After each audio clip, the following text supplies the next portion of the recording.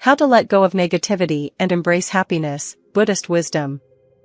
In the teachings of Buddhism, the Buddha explained that the root causes of suffering lie in attachment, upadana, and ignorance, avijja, forces that bind our minds to impermanent things.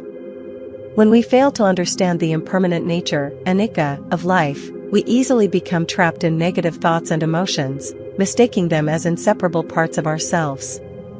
But what is the truth?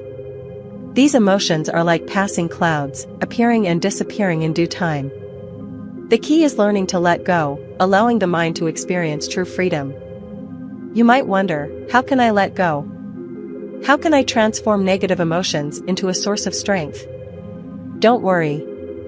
In today's video, we will explore the profound lessons of Buddhist wisdom, lessons that not only help us understand the nature of negativity, but also provide practical methods that you can apply in daily life. Take a moment for yourself, find a quiet space, and join me on this meaningful journey. You don't need to be a Buddhist to practice these teachings, as Buddhist wisdom is universal, accessible to everyone, regardless of their background or beliefs. Remember, happiness is not a destination, it's how you walk the path. Even if you feel weary or burdened, this moment can be a beautiful beginning to embrace change. Let's begin. Part 1: The Roots of Negativity. In Buddhist teachings, the Buddha taught that suffering, known as dukkha, is an unavoidable part of life. However, this does not mean we are powerless against it. To overcome suffering, we must first understand its origins. According to the Buddha, the root causes of all suffering lie in two primary factors: attachment, upadana, and ignorance, avijja. These are not just abstract concepts, but mental states that deeply influence our everyday lives.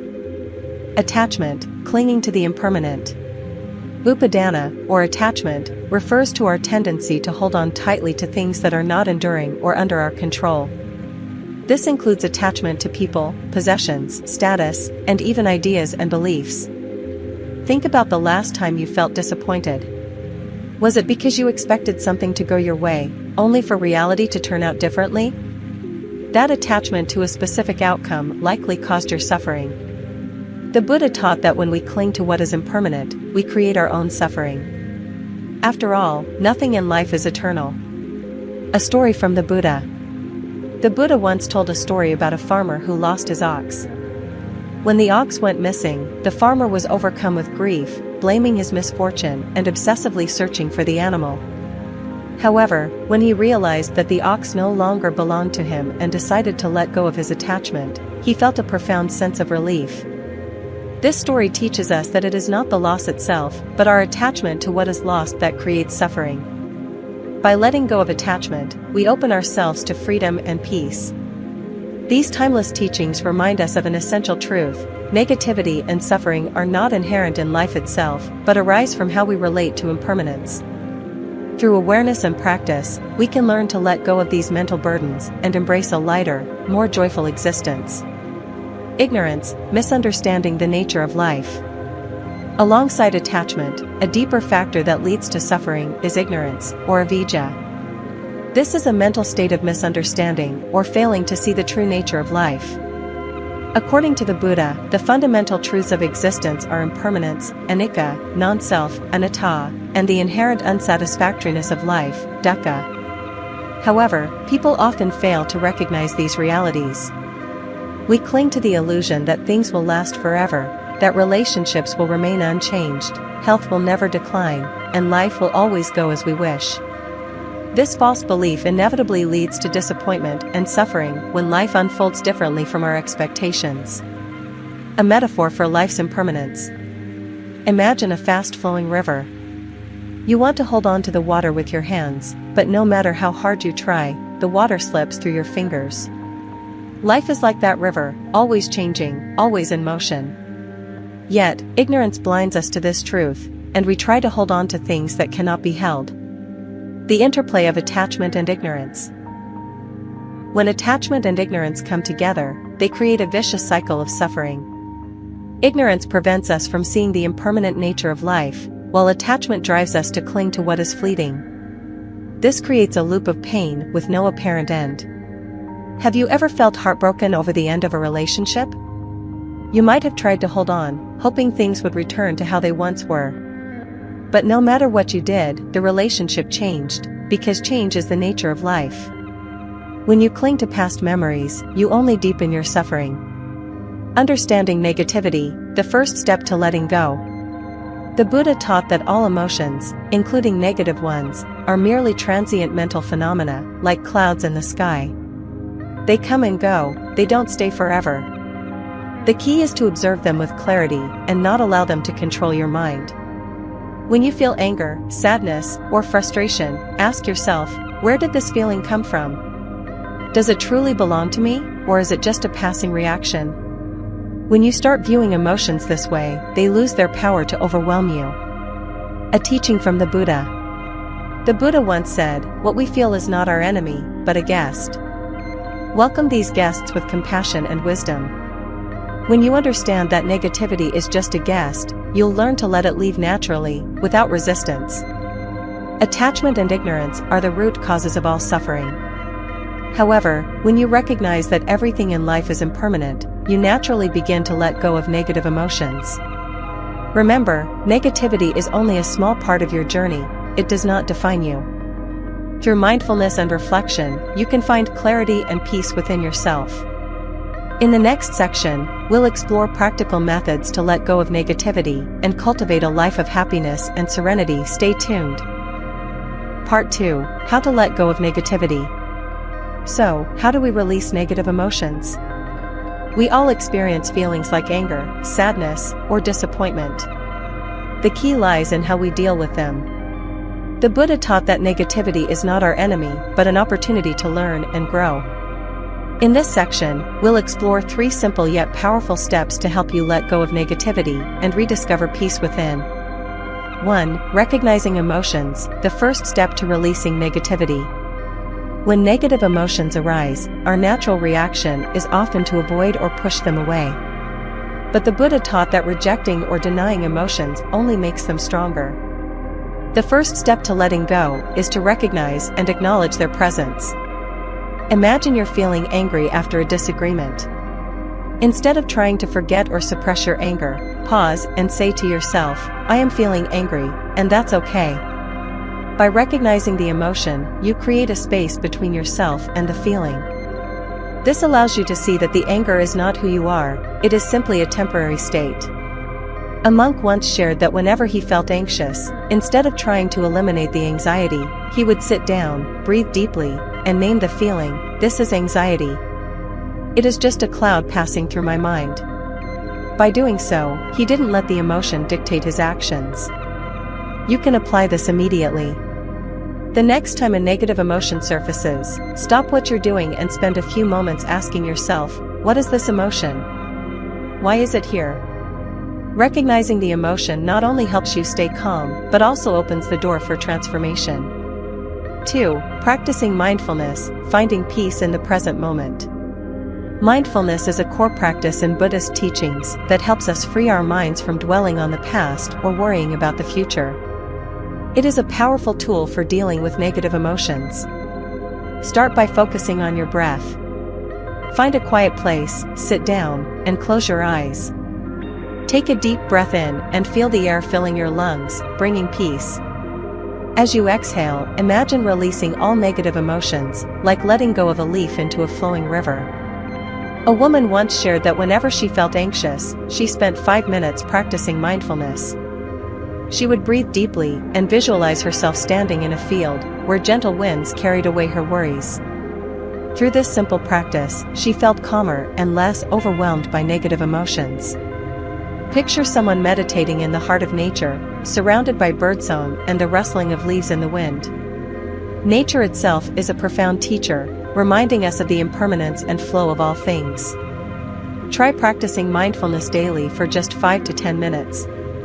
You can do this in the morning as you wake up or in the evening before bed. Over time, you'll notice significant changes in how you handle emotions. 3. Transforming energy, turning negativity into positivity. Once you've recognized and calmed your negative emotions through mindfulness, the next step is to transform that negative energy into positive action. The Buddha taught that rather than fighting negativity, we should replace it with wholesome thoughts and deeds. When you feel angry, do something to soothe yourself, like journaling, taking a walk, or tending to plants. These actions not only shift your mood but also generate positive energy that can ripple out to those around you. There's a story about a man who was plagued by anxiety and worry. One day, instead of sitting alone with his thoughts, he decided to volunteer at a local charity. He found that by helping others, he no longer had time to dwell on his troubles. Over time, he transformed his anxiety into joy and a sense of connection with his community. Imagine yourself sitting in a garden, surrounded by vibrant flowers. Every kind action you take is like planting a seed of positivity in your soul. Over time, this garden will bloom into a sanctuary of happiness and peace. Start small. Today, you could smile at a stranger, offer a heartfelt thank you, or simply take time to care for yourself. By doing this regularly, you'll notice the negative energy fading away, replaced by positivity and love. These steps, recognizing emotions, practicing mindfulness, and transforming energy, form a practical path to letting go of negativity. When applied consistently, they help create a life that's more peaceful, joyful, and resilient. Stay tuned for the next part, where we'll dive deeper into cultivating happiness and embracing a positive mindset. Summary. These 3 steps, recognizing emotions, practicing mindfulness, and transforming energy, not only help you let go of negativity but also bring true peace and happiness from within. Remember, negativity is not the enemy, it is an opportunity for you to learn and grow. By practicing these simple steps, you can turn your life into a meaningful journey. In the next section, we'll dive deeper into how to cultivate compassion and love to nourish your soul. Stay with me on this journey. Part 3. Embrace happiness. When you let go of negativity, you create space within your soul to embrace happiness. But it's important to understand that happiness is not about external conditions like wealth, success, or recognition from others. True happiness comes from within, from how we perceive life, and it begins with gratitude. 1. Happiness is an inner state. Have you ever met someone who doesn't seem to have anything particularly special, yet they are always smiling and radiating peace? What makes them different? According to the Buddha, true happiness does not come from possession, but from inner freedom. When we stop chasing endless desires and learn to appreciate what we already have, we experience deep happiness. The Buddha taught that all suffering arises from craving, the endless desire. We often think we'll be happier when we achieve something, a new car, a better job, or a dream vacation. But as soon as we attain it, the satisfaction fades quickly, and we start seeking the next thing. This is the vicious cycle of craving, which keeps us feeling forever incomplete. Imagine an empty cup. If you always focus on the emptiness, you will see it as lacking. But if you focus on the water in the cup, you'll realize you have enough to drink. Our minds are the same. When you focus on what you already have, happiness will naturally appear. 2. Gratitude, the key to unlocking happiness. Gratitude is not just a feeling, but also a practice. When you take time to reflect on and appreciate the good things in your life, you will realize that you have more than you think. In Buddhism, practicing gratitude is an important part of cultivating loving kindness, metta, and sympathetic joy, mudita. When you feel gratitude, you are planting seeds of happiness in your soul. The Buddha once said, "The person who knows sufficiency is the richest." Knowing sufficiency doesn't mean giving up all desires, but recognizing the value of what you already have. Practice gratitude every day. Try this right now. Think of 3 things you're grateful for today. They can be anything, from a delicious meal, a sincere compliment, or simply the sound of birds singing in the morning. Practical tips for practicing gratitude. 1. Journaling. Every evening, take a few minutes to write down 3 things you're grateful for today. Focus on the small details, like the warm sunlight streaming through the window or the smile of a stranger. These things will help you recognize that happiness is always present around you. 2. Gratitude meditation. Sit still, close your eyes, and take deep breaths. With each breath, Think of one thing you're grateful for and feel the joy spreading through your mind. 3. Share your gratitude. Say thank you to someone, a friend, family member, or even a person serving you at a restaurant. Gratitude nourishes you and spreads to others. To illustrate the power of gratitude, I'd like to share a Buddhist story. Once, the Buddha and his disciples traveled through a dry, barren land. The people there complained that they had nothing to be happy about. The land was dry, crops failed, and life was very difficult. The Buddha smiled and asked them, "Do you still have water to drink?" They replied, "Yes, but very little." The Buddha asked, "Do you have healthy bodies?" They replied, "Yes, but only just enough to work." The Buddha said, "Then you already have reasons to be happy.